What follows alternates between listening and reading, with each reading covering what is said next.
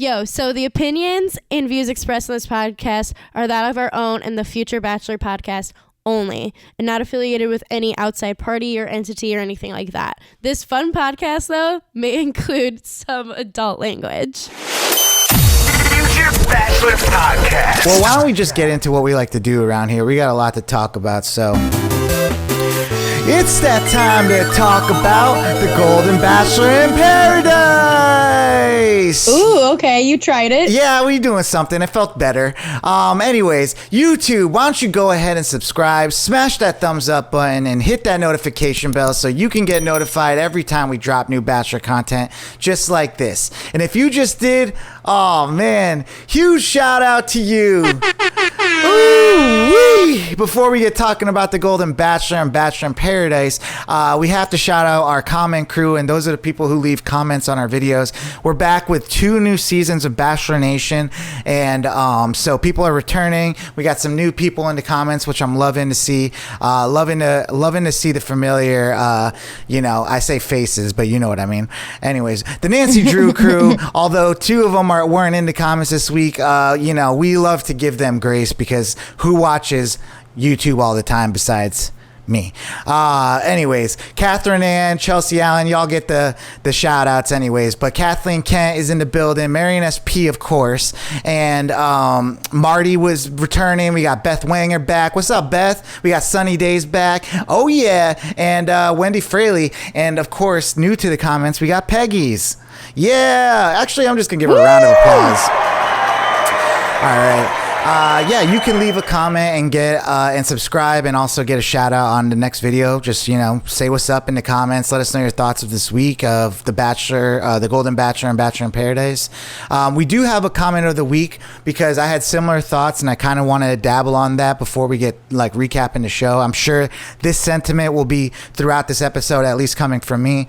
But Sunny Days writes in her comment, I didn't get a notification on the off season, but glad you are back for these 2 shows. Well, that's a great little reminder for y'all to make sure to hit that like button and also hit the bell so you can get notified. It literally reminds you. You can pick, I want to get notified the second we drop a video. I know I like to get those, for the people I like. So we really appreciate it.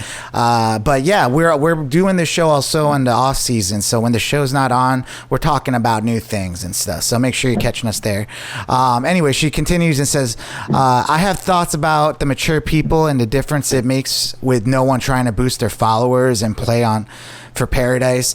What do you think, V? What have your quick thoughts of the Golden Bachelor been for you?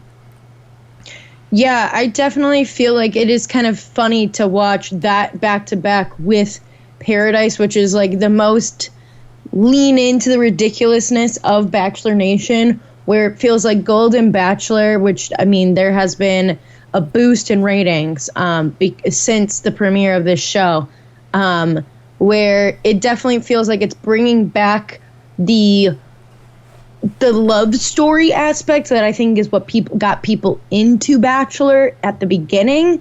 And it really, truly is these people, these women are on this show because many of them have, either lost their husbands or have been through different marriages and divorces, and they're just looking for love again. And that is, I think it's a very vulnerable place to be. And they don't have any other agenda because most of them are either retired or, are a grandma, have pretty or secure in whatever career they still have, that they're not trying to promote more of whatever, right, to make more money or to be an influencer. It is funny because you see some of them on Instagram and stuff, and they do act like a typical mom, grandma, whatever on Instagram, and it's just they're not there to be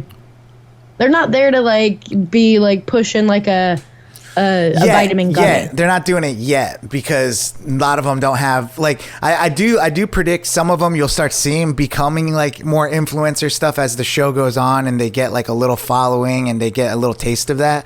But this is such a pure thing because it's the first one. We're getting to witness the Golden Bachelor, the creation of it. It'll be interesting to see if they continue this, and like maybe we'll start seeing it kind of slip back into like what the original Bachelor is. Who knows? Who knows? But yeah, like, do you think they would do like a Golden Paradise? Why not? Like, that's that'd be kind of fun. That would be fun. I mean, it would have to be a couple seasons. Like, they'd have to do a Golden Bachelorette and then do Golden Bachelor in Paradise. Wow. Yeah. It's like we're like actually manifesting it every week with this title we keep saying. But yeah, so it's very interesting to see something happen, like, with Gerry, and then you got like back to back, you got like Kat acting a fool for Hannah Brown. It's like, it's just very two different sides of like Bachelor Nation now, which I am enjoying to see the contrast. So thank you, Sunny Days, for the comment. But yeah, before we get talking about all this episode, just, wanted to give a quick plug to the podcast. If you're watching this, we have a full length podcast every week we come out with that includes this segment, but a lot more. So wherever you listen to podcasts, go check it out. We're on Spotify, Apple, but you know where to find a podcast. Future Bachelor, what up? V, where do you want to start? We'll start with the Golden Bachelor, obviously, but where do we start there? So where we start there is we see the ladies moving into the mansion, which I can't believe they're actually, this feels like a liability. They can't actually be making these 60 to 75-year-old women stay in the Bachelor mansion, because like I've heard or read or listened to podcast things, whatever, of former, contestants talking about how they call it like the trash mansion, they call it whatever. Like it definitely has like a pretty facade. Like they show them all walking around being like, look at these decorations, it's gorgeous, and blah, blah, blah. Which definitely is very like, it makes sense that they think it's like gorgeous and whatever, because it's like just a lot, it's very kitschy, it's got a lot of shit all up in it. But like then they show them like the rooms, like there's, only so much space. They're all older women. They said, first they're like, of all, they never really show the rooms. That's what I realized. It's not like the challenge where they like show conversations happening in the bed and stuff. Like, most of those conversations happen downstairs. Like, I think because they're old, that's why they showed the room. Like, they wanted to show how ridiculous it was, like them sleeping in bunk beds. Bunk beds. I know, because then they're all like, who's going to get the top bunk? I can't, like, I've had my knees replaced. Like, I can't be going up and down these these ladder steps all the time. I'm like, yeah, this can't, like, if they're actually staying there, I'd be blown away. I thought it was funny because like one of them was like, I want to sleep on the first bunk because it makes me that much closer to the bathroom. Like I thought she was gonna say bachelor, and like she goes to the bathroom, and I was like, that's actually so funny. So they're getting used to the house. We get the Jesse walking in. The ladies obviously are excited to see Jesse, and he drops like a card on the table, and one of the ladies is like, what's that? And he's just like, I don't know if he's like brushing her off. Like he has stuff to say, like he's ready to go. And like somebody's like, what's that? Like he's going to explain it. And he's like, it's a date card. And she's like, what's that? Like, I thought it was super, it was just, I find it funny because then, they're all like, are you going to read it? And he's like, no, one of you guys will. But I'm like, how are they not? Like, are they just, like, trying to set this up so that you have to, like, these ladies are looking, like, ridiculous and out of touch just because they can? Yeah. Because, I mean, they definitely have, like, producers who will, like, tell whoever to like, you're going to read the card, you're going to do whatever, people just do it. But, like, it has to be, come on. Like, I don't know. Part of me wonders if they really, like, if they're kind of, like, setting the stage so, like, it really amps up the ridiculousness, because some of these ladies have watched the show, so they get it totally. But some people don't, and they'll probably be the ones that speak up, because like, what could it could be anything. It's like the first person to touch the thing, like, gets the date or something. So right. But yeah, so anyways, like we get the first date card, and it turns out to be Theresa. And from the first episode to the second episode, like for the first episode, like, I mean, I don't have like older adult eyes, so I can't really like be like, this is the one. Like I'm only but in this episode, like when she stood up, I was like, oh, Theresa could be the one. Like, you know, she could be like, I was starting to get the vibe like she'd actually be a perfect good fit for him. Yeah. And so, you know, it started off and they like, you know, Gerry comes and he, you know, picks them up. I love how they're dressing him kind of like a young guy, like the white shoes and the blazer and, you know, and cute. So cute. And it's they get, you know, of course, picking her up in an old car, and then they're traveling on the California freeway and like the headlines aren't working, and you know, Gary's like, I live in, you know, pretty much bumfuck nowhere, Indiana. Like, I'm not used to this. Like, I hear that these freeways are notoriously, like, whatever, and, like, and the wind's whipping through Theresa's hair that she had, you know, meticulously done by Susan. Like, it's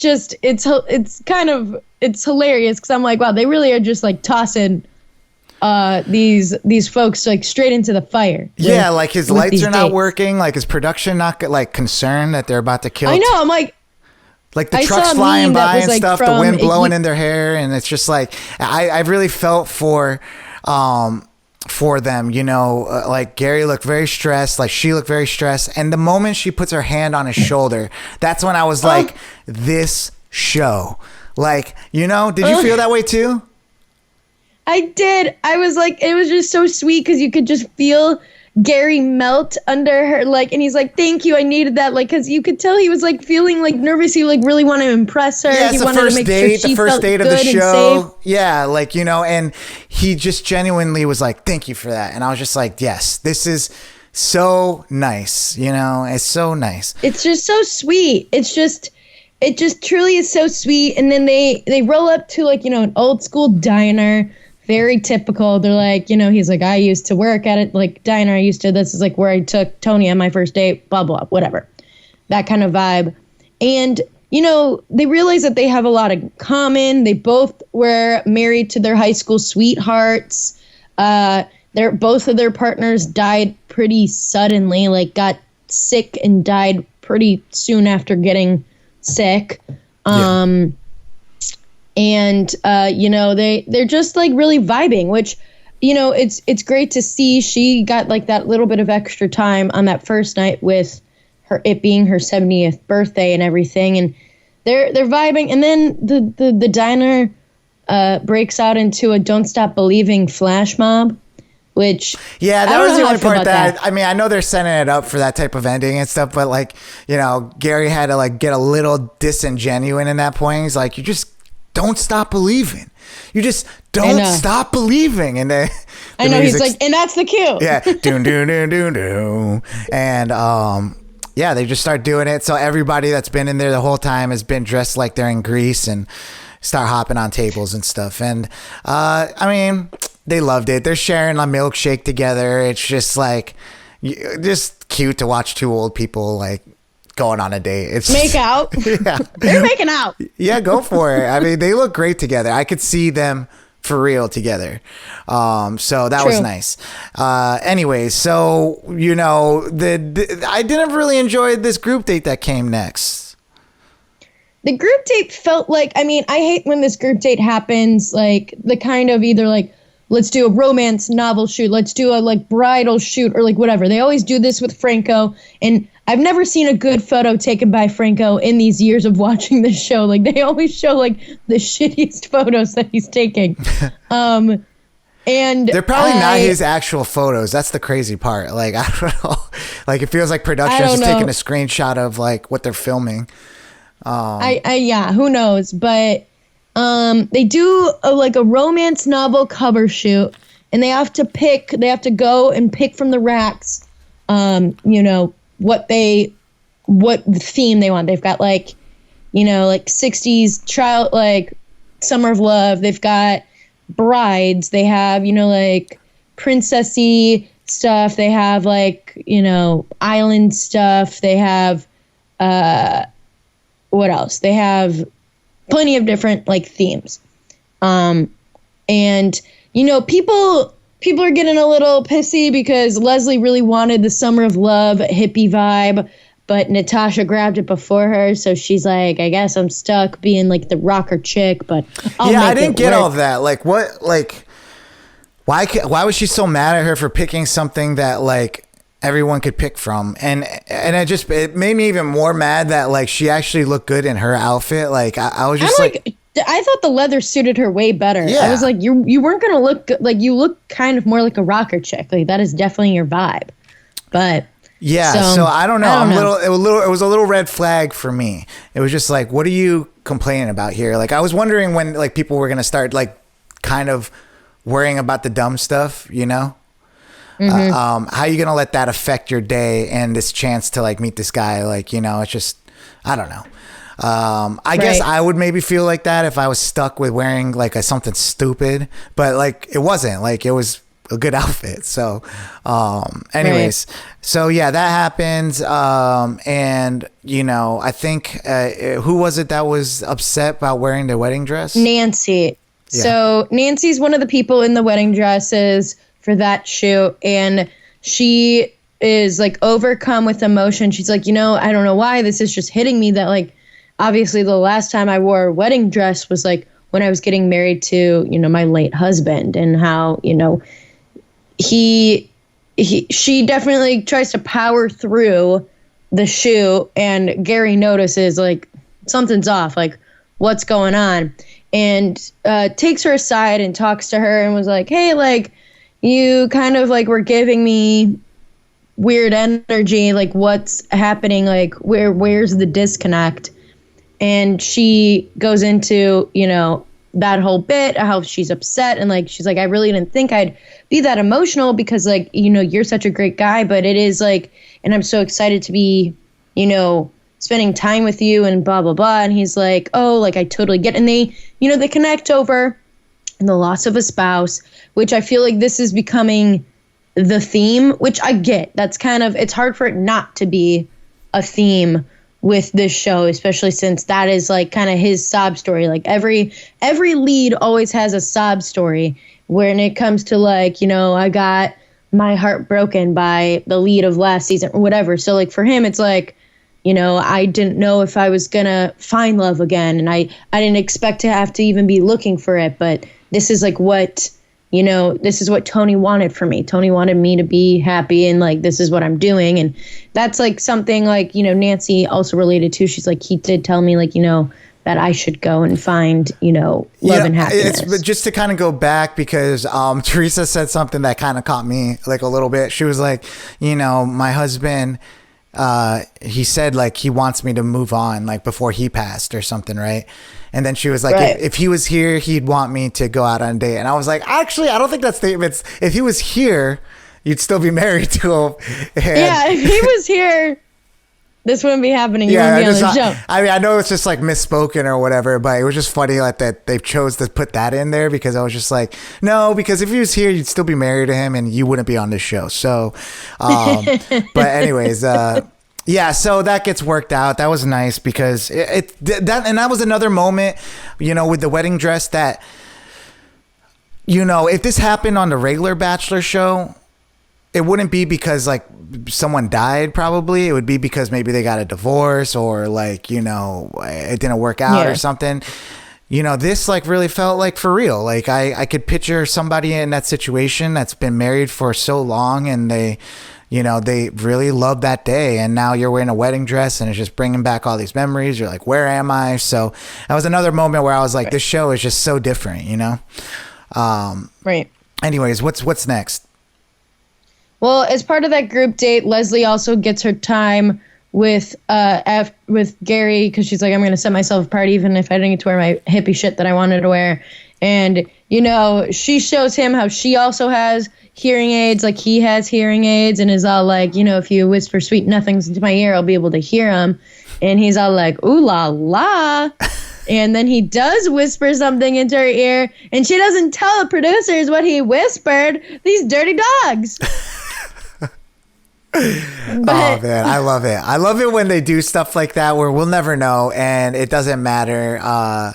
You know, in Bachelor in Paradise, they kind of did like a thing like that with Jess where she's swearing. And it's like she could have said anything, like a whole sentence that had nothing to do with anything, but they just go beep.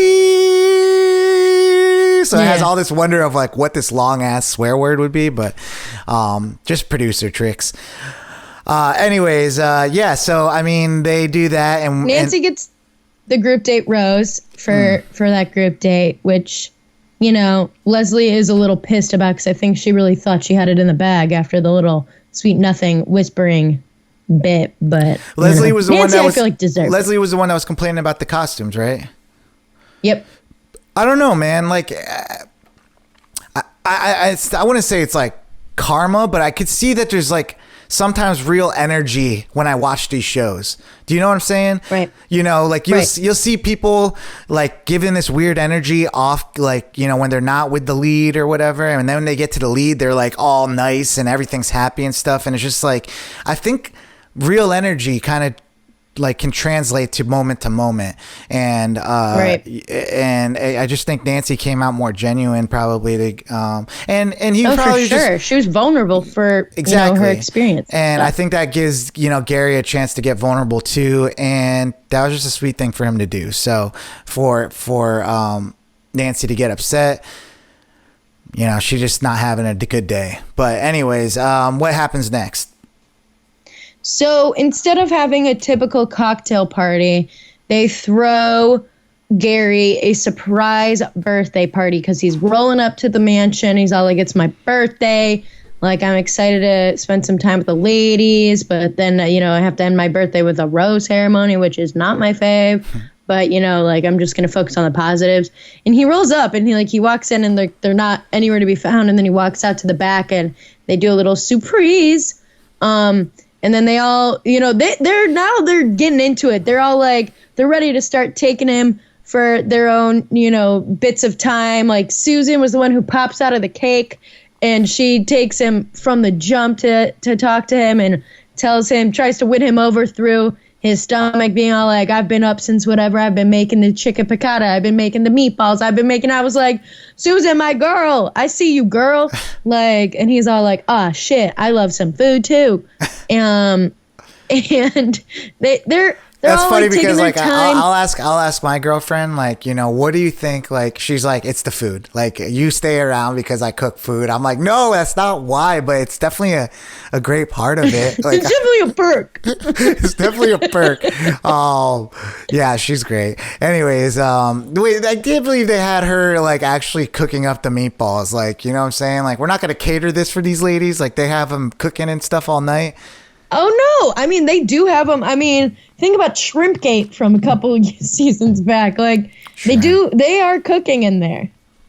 That's amazing. So, so that's great. We get some birthday love.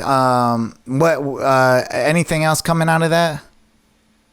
I feel like the main thing is, like, it was interesting to see Gerry gave Ellen her, like, romance cover shot during the birthday party, and Ellen gets really emotional about how, like, she's never felt this special or be made to feel this special in a long time. And so I definitely feel like she's going to be a dark horse. She's going to be someone who kind of is up there for him because he definitely did, you know, get her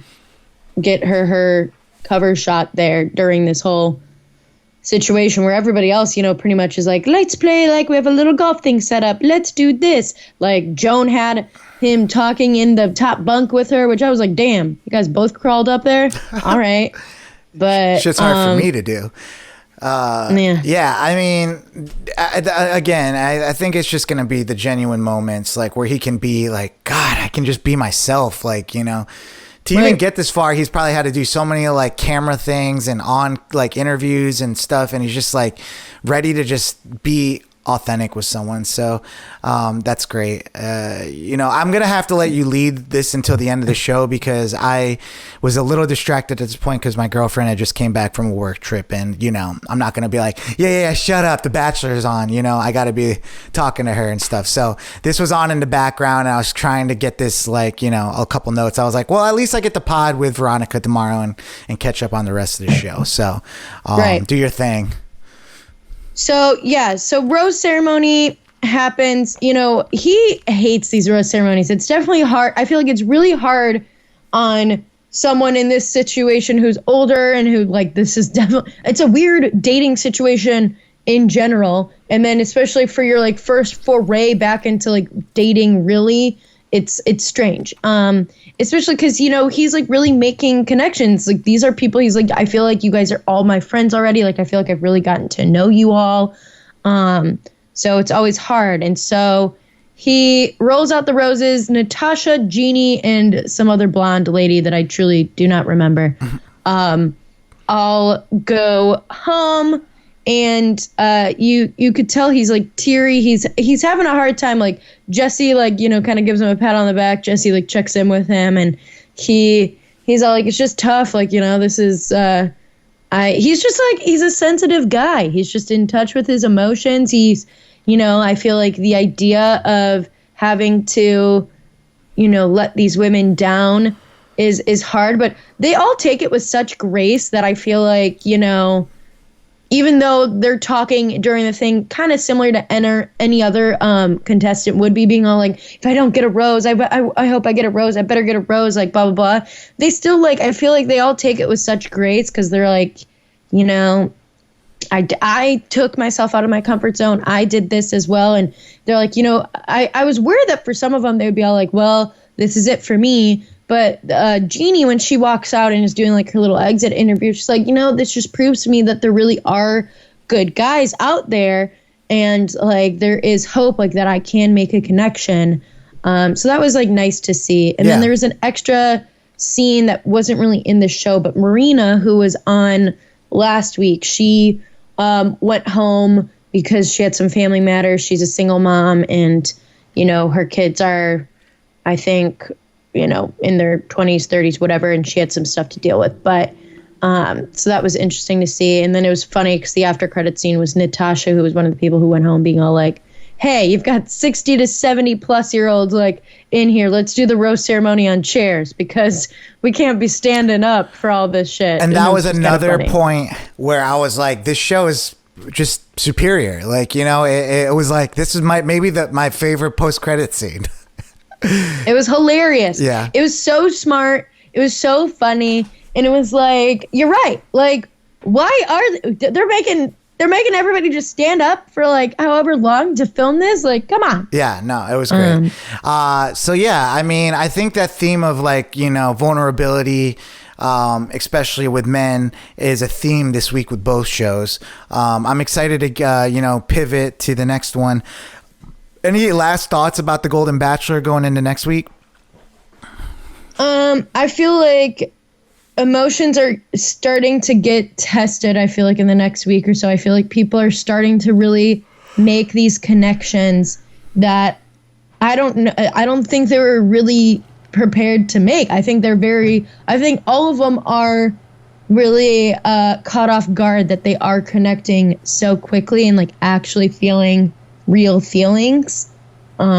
So I think it's going to continue to get interesting and potentially dicey. Yeah, it's the previews make the show look like the mainstay show, him crying and being I can't do this. It kind of looks like a preview of an actual Bachelor season. Yeah. So I am interested to see the drama that starts coming out of it weeks to come. So let's switch gears over to Bachelor in Paradise and over to the beach, where we have a lot of our favorite people, finding love there on the sand. And we get our first look at the opening sequence of Bachelor in Paradise, which is obviously one of the best parts of the show.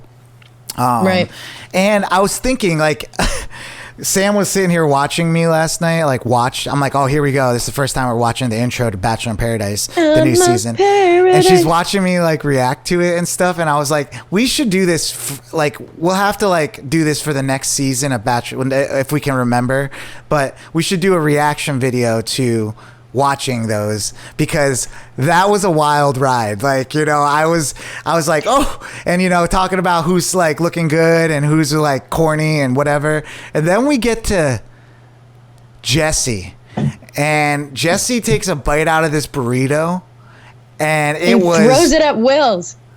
And then he tosses it, and Wells catches it and takes a bite out of it. I was like, what is going on? Like, my natural reaction to it was so weird. Was wild. And I just thought, like, it would have been nice to capture that genuine moment on camera. I should have done it. Like, I'm sitting here kicking myself, but let's remember to do that next time, because I did on our Tipsy Talks on our Instagram. I was like, oh shit, it's the first thing, but I didn't get that part because it just lasted too long until that part. But I was honestly, the majority of the like people's like openings were boring to me. Yeah. A lot of them were lame. Yeah, I mean, especially like people like Kylee or something like that. People are just like not willing to get silly for it. Like that's the best part. I know. Best part is you got to lean in. You got to lean into the ridiculousness. But yeah, like Jesse like ate half that burrito or something like that in one bite. I was like, this is, hey yo, dude. But anyways, hey yo, bite it off. Oh, I just thought it was funny. But where do we start with Bachelor in Paradise Night 2? Well, we kind of left off last week with Olivia being pissed. And we kind of roll back into this week with Olivia being pissed because pretty much, Will came to her being like, hey, I'm focusing only on Kylee. See you later. And she was all like, really? You're really going to do that to me? And then, she's all like, he's only here, like, she's only going to use him as a placeholder until Aven comes down. Aven's on my list too. Like, we'll see who gets the date with Aven. And then, of course, Aven comes down, and he's looking fine as hell. And Kylie's, like, losing it. Olivia's losing it. The other girls are like, shit, he's hot. But it looks like he only talks to Kylee and Olivia. I don't know if he talks to more women than them because, he comes down with the date card. And Olivia, like, Kylee definitely is, like, trying to put on the charm, trying to be all like, how can I get this out of the Instagram friend zone of, like, just liking each other's photos and sending some fire emojis and things like that. Meanwhile, Olivia tries to maybe sabotage by, she's trying to be cute or whatever as well, but then she's also, like, giving him the lowdown that she's like, yeah, I mean, I think the only real connection so far is Kylee and Will. And he's like, interesting. I like that. Because Kylie's sweet and necessarily hasn't done anything wrong, but I would say where she had a misstep was leaning into Will so much, knowing that Aven was going to come. It's almost like you were just trying to get a rose, like secure a rose. Right. And it just doesn't look good. It just doesn't look good. I feel like, someone like a Serena Pitt, when she was on the beach, she was like, everyone really liked her, and she was just really like humble about it. I feel like, and I think, Kylee wasn't as humble as she could be. I think there was a way of going about, like, still pursuing Will a little bit, but not like being self-aware enough to know if Aven came down that you're going to have to break this off. Like, it just looks rough, especially after she's like, he has to go and talk to, Olivia and be like, I'm all in about, Kylee. I just feel like there's a bad taste. And she just, the way she's talking about social media and all that stuff, you're just like, she's just one of those girls here that's looking for followers and, enjoys that influencer life. I like Kylee, but I do think she made a misstep with all this. I also just think, like, her and Olivia are both immature in their own ways. Like, I think these are like a 24 and a 25-year-old. And, like, yeah, for her, like, she is, like, really going off of the fact that she's like, he liked my stuff on Instagram. Mm-hmm. This is whatever. And, like, Olivia's all like, I'm pissed. I'm going to try to get back at somebody. Like, I think they're just both, like, they're both trying to, they both are out to get each other because they can. And, but unfortunately, Olivia loses this round because Kylee does get asked to go on the date. I love how you say with this round, because those two literally look like they got round for rounds coming. Like almost so much so. I thought I saw a preview. I really thought Olivia was going to go on that date. Like, I don't know. But I think I didn't know. Yeah, I kind of did not know who he was going to pick for this date. I had no idea. You know what's cool? Oh my gosh. Because I thought I saw like a clip of Aven and Olivia kissing at some point. So yeah, who knows? Who knows? But with that being said, I think an interesting twist to Bachelor in Paradise would be if the producers set up dates for people outside of like the ones that they're actually doing, you know? So if like a date card came in and it's like, Olivia, Aven, you choose to go on this date, you can go. Like, you know, I think it'd be interesting if the date card wasn't in the power of like the dater. Like once in a while they had whoever's holding a forced date. So I think that'd be a cool twist. But anyways, so Kylee and, Aven asked Kylee to go on a date. It just sends Will on this very, and rightfully so. It's really rough to watch on camera because his sad boy spiral. Yes, he was. Yeah, it's very sad boy spiral. Like, they compared him to a deflated balloon, and he been rough. Yeah, I mean, you could see Mopey it. Dick is another one.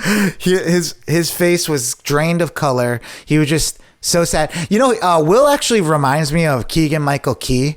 Does anybody else? Yeah, he's got like the same kind of face shape. Yeah, I like every time I see him, I feel like it's like Keegan-Michael Key playing a character on Key and Peele. But yeah, he just sad. Like, you know, I think he's a genuine person. I think his moves of going from Olivia to Kylee were a little more genuine to me. So I feel bad for him. Like, you know, we're watching someone get rejected by someone that they were falling for. So, and in his own words, he said that. And yeah, I mean, and he was putting all his cards, like he was putting all of his eggs in Kylie's basket, seemingly. I don't think Kylee ever asked him to do that, but he did. He was like all in on her. And she's like, bet, say less. Okay, cool. Like, but, you know, she did want Aven. Aven was her number one boy. And she goes on this boat date with him. They are both hot. They both are failing at opening a bottle of champagne. They're making out left and right. Oh, that was rough to watch. That was rough to watch. Like, they've really leaned. I was like, oh my God, Aven, get it together. They really leaned into it. Like, it's just funny, too, because it looked like a movie, like, where someone's just like, oh, like American Pie or something, where you got the hot girl finally, and, like, you just, just wait a second. Boom! You, like, elbow her in the face, like, while you're, like, trying to get the champagne. I was so worried it was going to hit him, especially when they brought out the corkscrew. I'm like, this is going to hit him straight in the eye. Like, this is going to just, he had no idea how to use the corkscrew. He had no idea. Like, it's not that hard. First of all, why are we using a corkscrew for a champagne bottle? Like, that was crazy. Well, because it broke off. He broke off the top of it. I know, because, like, he was trying to twist it off. And you don't do that. You just edge it out. Like, you know, it might take a little bit of time, but you gotta, you know, just thumb it out, spin it, thumb it out. And, you know, Kylee really didn't care, but I thought it was going to be like, kind of like Gerry and homegirl in the car on the highway. I'm just watching this like happen right here. But they start making out on the yacht, and Paradise is doing what Paradise do. And yeah, you know, so while we're back at the beach, what's going on there?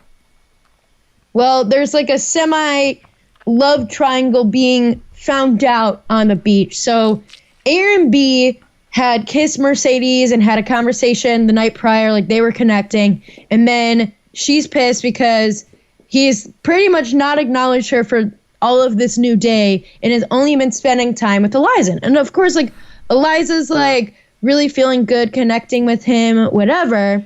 And she even tells him how, you know, her last time in Paradise was really hard because she had the whole, you know, love triangle with Rodney and Justin, and she couldn't make the choice, and, you know, she went home. And all that, which was rough to watch last season. But and so of course, like, the girls are all like freaking out because they like Eliza's all like, wait, like what's going on? He ends up telling her that Aaron B tells her like just offhandedly as they're hanging out in the pool, like, yeah, I kissed Mercedes last night. And she's like, thanks for being honest. And then she's like, okay. And then so she takes a beat and she talks to the girlies. And she's like, I'm going to be honest, like, I'm kind of freaking out. Like, I feel bad. Like, I didn't know. Like, I probably would have been acting way differently if I had known. And then, of course, like, then they're talking with Mercedes. Mercedes is like, oh, shit, am I in the middle of something? And honestly, the girls got each other's back. Like, they're like, you know, none of this is our fault. It's Aaron's fault for not communicating better. So, you know, we're gonna just try to figure it out. And I'm gonna shoot Aaron some bail here. Not saying that he made the right moves, but like it's one day in, like, you know, and right. Also he told her before anybody else had to tell her. Like maybe right. it wasn't the right thing, but you know, it's paradise. You're gonna make out with people. We're all adults here. Do I have to tell you I made out with someone last night? Like, I did. And she said it herself. Like, you didn't have to tell me that, you know? So does she really mean that? Yeah. Like, he didn't have to tell her that? Because I feel like if he didn't, it would have been way worse if she found out through someone else. And I'm going to say, like, right. Just because you just did it last season that means that it's possible someone could do it to you. So, you know, right. You come into this beach and acting like it's such a big deal that like all this stuff, like I just felt like she was overreacting a little bit. It's like this kind of comes with the territory. You should be a vet in this by this point. Right. And you know, it is what it is. Like you can't have your cake and eat it too. You did that last season. Yeah, you learned from it and stuff, but that doesn't mean other people are not going to enjoy their first experience on Paradise. So right. No, and I think Eliza, and then she does kind of admit later on about how she's like, you know, because I do like you so much, like this is, you know, why this freaked me out, because I am already liking you and I just didn't want to get caught up in the same situation. And like, I wanted to make sure like everything was kosher with everybody involved, because like, I think she also like didn't want like to do anything. I think especially just with like the whole Kylee Olivia bullshit that's happening, I think Eliza's like, I'm not trying to have an enemy. Like, I'm just not. Like, that's not what I'm trying to do. Right. But yeah, I mean, then, yeah, what happens? Then we have Hannah Brown comes down, and everybody's freaking out. The dudes are like, most of the dudes don't even know who Hannah Brown is. Then when the ones who do know who she is, they're like, oh my God. And then when they realize and they're like, oh my God, she's such babe. Is she here to date? And the girls are freaking out because they're like, she is like, you know, bachelorette royalty. And for many of them, because a lot of them are younger, you know, Hannah Brown was one of their first entries into watching the show. And so they're all freaking out. They're like, is she here to date? Is she here to date? Is she here to date? And she grabs like a couple of dudes, like in twos. She grabs Will and Blake first. She grabs Brayden and Aaron S. And then she grabs like whatever. And she's talking to all these dudes, trying to get us, you know, sussing out like where they're at with their connections. And you could tell like they're all being very careful because they don't know if she's there for them or not. And they're all like, yeah, well, I thought it was a good idea. Like, you know, first of all, let's talk about her entrance. That was hilarious. Like, I had to watch it twice because it was just so funny to see her and Jesse talking. Like, obviously Jesse's being forced to ask her questions he probably wouldn't want to, and she's being forced to like have to like respond, you know. And it's just like, you know, he's like, so last time we saw you, honestly, it's probably the most embarrassing stuff she wants to never talk about. But like, it's like you were almost engaged. You were engaged to Judd or whatever his name was, Jed. Jed, yeah. You were engaged to Jed, so she just probably doesn't even want that mentioned at all. And then she's like, gross. Yeah, and then he's like, and also Tyler Cameron. So she's like, wow, Jesse, I don't think we have enough time for that. And then Jesse's like, time doesn't exist here in Paradise, so let's get to talking. She's like, well, I'm just not going to answer your question. And it was just funny. I just thought it was funny. They're like literally laughing. They probably had to take a couple takes of it because like Jesse couldn't not laugh while asking her stuff. It was funny. Yeah. So, and then I also think it's funny when the new people come in, especially like a Hannah Brown who probably has like her makeup people, like, you know, I don't know about her dress though. That was an interesting choice. The dress like felt very like 13 going on 30. Right. But anyway, she is beautiful. She is like someone that it does electrify the screen. Like you're just like, what is she going to say next, you know? And I think when she was pulling the guys away, first of all, two things. I don't think I really liked the way Kat was reacting, like fangirling over her. But at the same time, she did say some pretty funny stuff in those moments. Like when Hannah took Brayden, she's all like, no, like how, like, you know, what am I gonna do? But then she's like, I will serve him up to you. Like that was just funny to me. She's like, okay, take it. Like, I thought that was pretty funny. Like if anyone's to steal him from me, it can't be Hannah Brown. It'd be an honor. Yeah. So I thought that was funny. And then you got people like Jess, who's like beautiful, like, you know, voluptuous or whatever. She's like standing there in a bikini being like, I can't compete with Hannah Brown. It's like, okay. But, you know, I think she was telling the guys to go back to the girls and be like, she's here to date. Because why were they coming back and being so confident about being her I here? think they were just saying that because based on the question she was asking. Like, I don't really even think she said I think anything to them. they didn't show it, but I think she was like, can you go back there and tell them that I'm here to date? So it just like freaks everybody out. And they're like, so it's like, maybe. you know, when you have those inside jokes with people and you're just like, go tell them that I'm here to date. Because they kept coming back and being like, she's here to date. She's here to date. You know, like. Well, because the people would ask him and they're like, yeah, I guess. Like, they would just be like, I guess, like, whatever. To me, it felt like they didn't know. They didn't know until after they came back. Like when they get there, like people like Blake, you could see Blake being like, is there a potential here that I could date Hannah Brown, like another bachelorette? You know, they even said that on his lower third. They even said that on his lower third, like only dates former bachelorettes. And I thought that was hilarious. So, anyway, so yeah, she ends up coming back and telling them like she's happily engaged and, you know, she's not here to date, but she will be stirring the pot. So I thought it was interesting. I like that. I like that inclusion of somebody to come down and is, you know, going to be on the beach, not necessarily there to date, but to, you know. And not like there to just like facilitate a date. Like she is like, she's doing a different activity. So I liked that because I was like, is she giving out a date? Yeah, and she has no stakes in the she, game. She's not like attached to anybody. She's just like there to just kind of stir up the pot, like, you know? Right. And so she, you know, invites him to go to this bonfire where they're gonna, you know, get deep, bare all at this bonfire about, you know, what's going on. Cause she's like, you know what? I'm trying to figure out. She's like, from talking to these guys, I feel like some of these connections are not, they're not on the same page. Mm-hmm. And so she goes to the bonfire. They're all nervous. They're all on edge. And she starts asking questions. She starts getting to the meat of like, you know, who was on whose list? Who, like, are other people waiting for other people to come down? Are people all in on whoever they're with? You know, who would people send home if they could? And, you know, Jess learns that she's on Sean's list, but she's like, I'm pretty tight with Blake, so like I'm not super. God, Sean is so cringy, man. Like, it's like, why? Why do you even have to?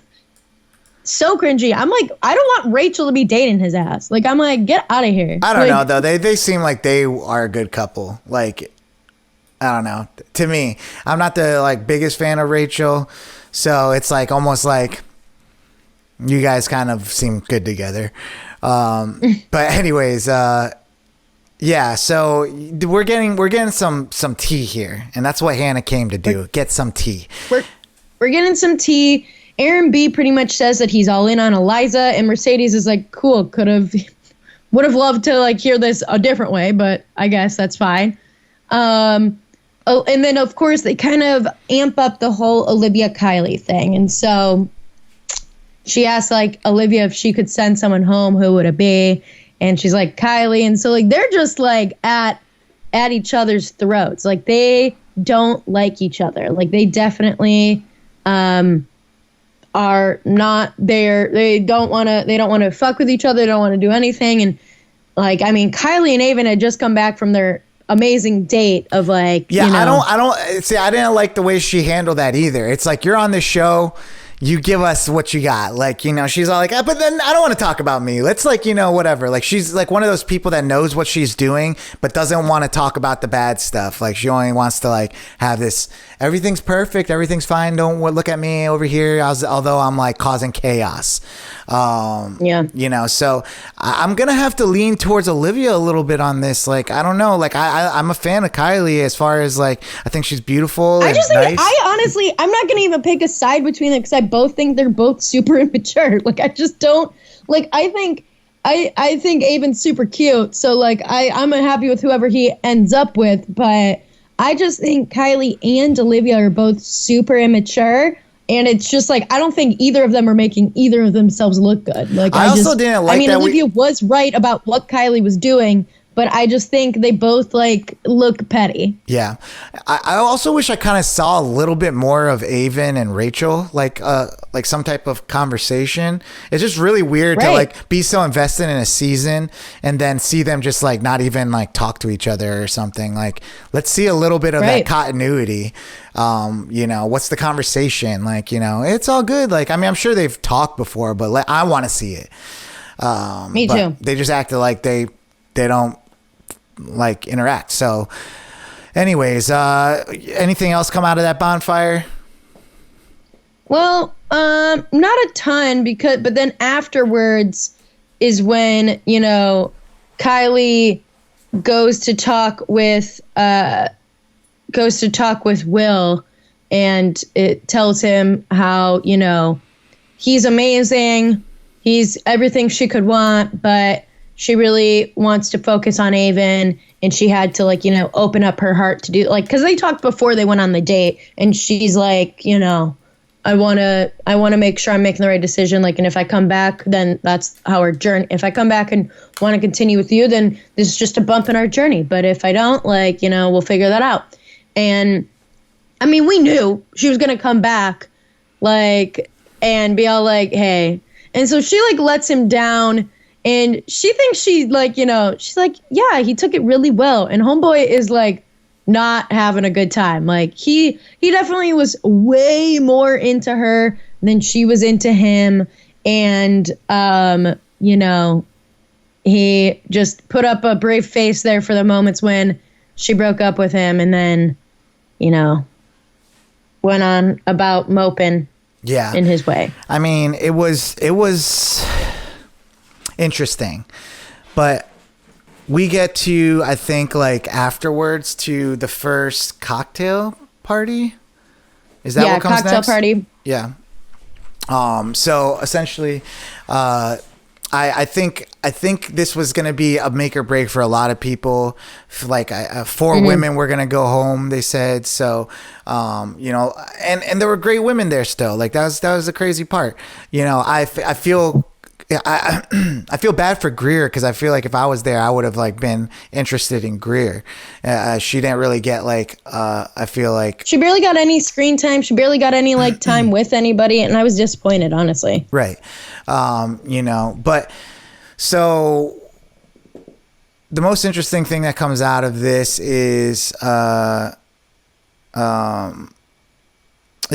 And Mercedes and Will. Mercedes said that she had been feeling Will from the beginning, but wasn't going to get all tied up in all of that, especially because she's super close with Kylee. Like, her and Kylee are besties. And then, you know, she's like, well, I need a rose. I got pretty much, you know, unceremoniously dumped by Aaron B.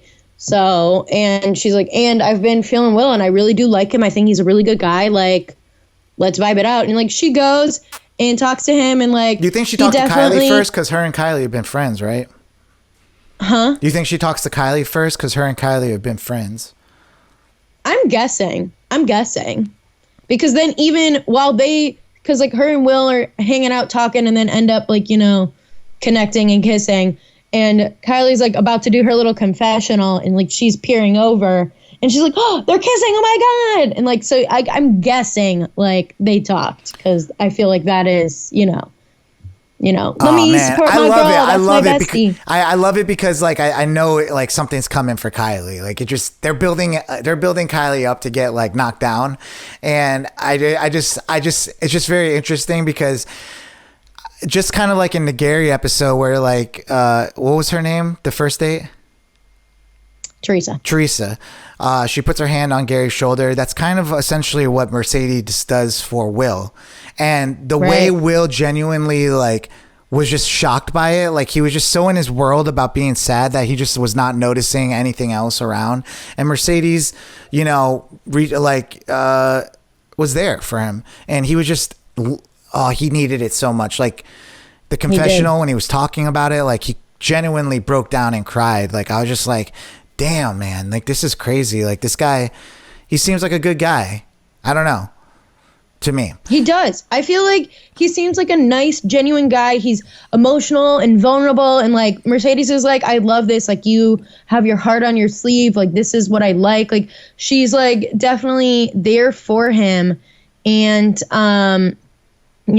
wants him to feel like special and chosen. He's like, I really needed this. Like I feel like, I really just was begging to be chosen. And yeah.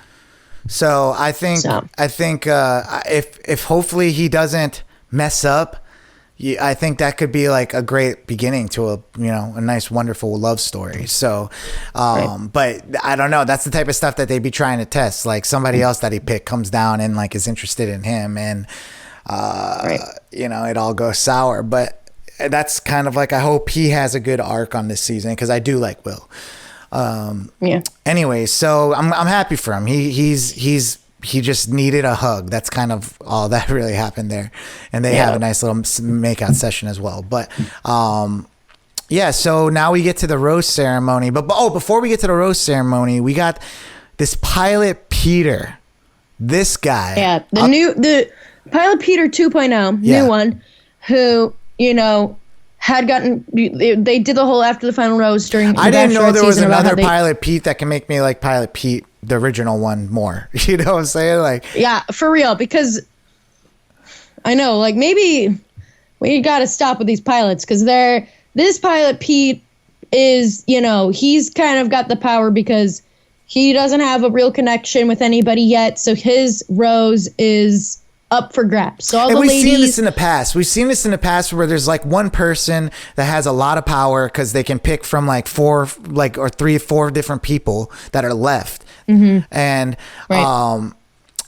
it's interesting to watch that power dynamic, like how people choose to use it. Like I didn't mind him trying to like, get to know people and stuff, but it just seemed like you could see like his taste for power with it.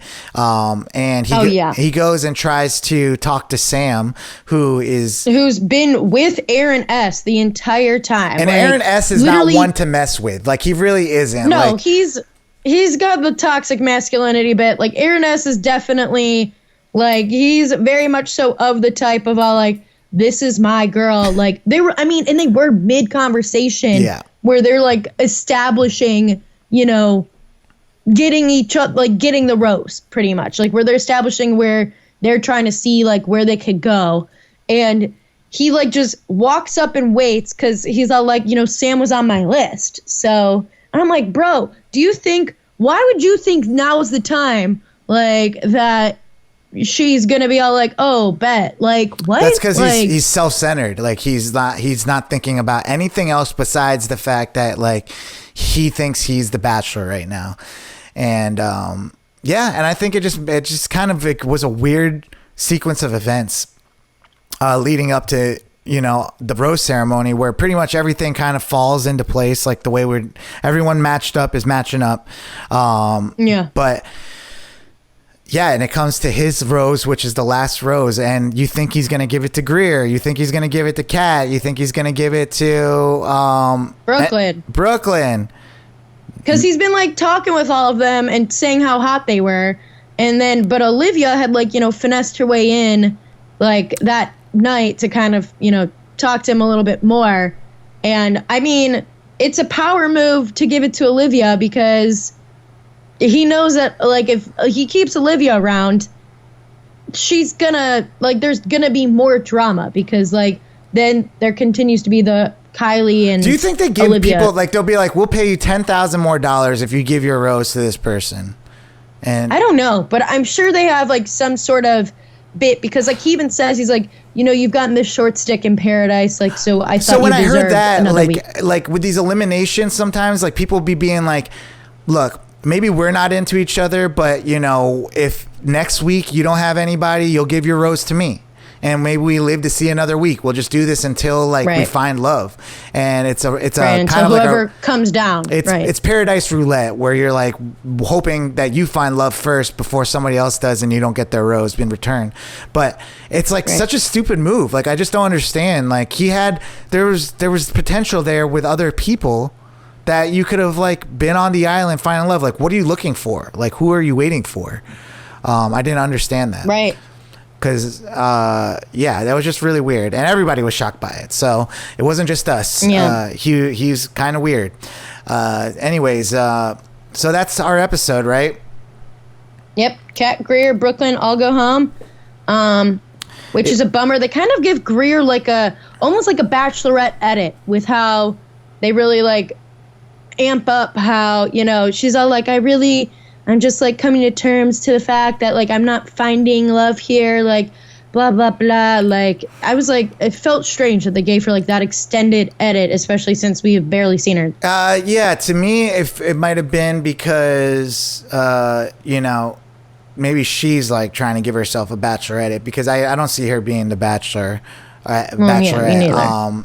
But yeah, I don't know. I do like Greer though. Like I always have. Like there's something about her that like I enjoy her energy and she's cute, you know. So Anyway, so we get left with this like weird post-credit scene, which was just another reminder that like the Golden Bachelor is just wonderful.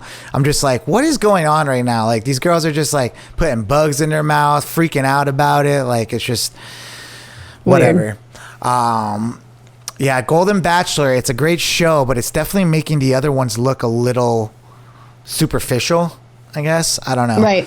So, that's our week with the Bachelor Nation shows. I know it's a lot to take in, especially if you're listening to this podcast. That's like, whoa. But it's just kind of how it is. We got 3 hours of Bachelor Nation shows to talk about, and we did it. Any other Bachelor Nation stuff coming out that we should know about? Yeah, Bachelor Nation / reality TV news. Becca Martinez, known as Baby Becca, back when she was on Ari's season, which was our first season watching together. She had her third child on September 28th, which is also the date of her fiance's Grayson's birthday. So they have not released the name of their son, which actually, as the last time I checked, because I follow her, because I like her a lot, they hadn't named him yet. But other reality TV news, what we had predicted was that the diver on The Masked Singer, based on the clues that were given, was going to be Tom Sandoval, and he was revealed.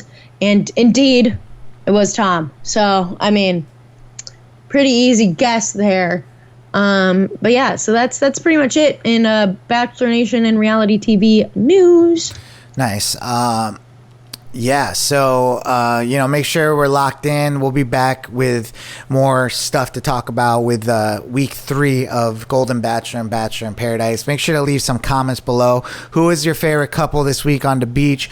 What are you thinking about the Golden Bachelor? Are you like agreeing with, the show being great? Do you enjoy it? What is it like watching it as, maybe somebody of around that age? What is it refreshing? What is it? Who's your favorite person? Just let us know in the comments and we'll shout you out on next week's episode. Future Bachelor Podcast.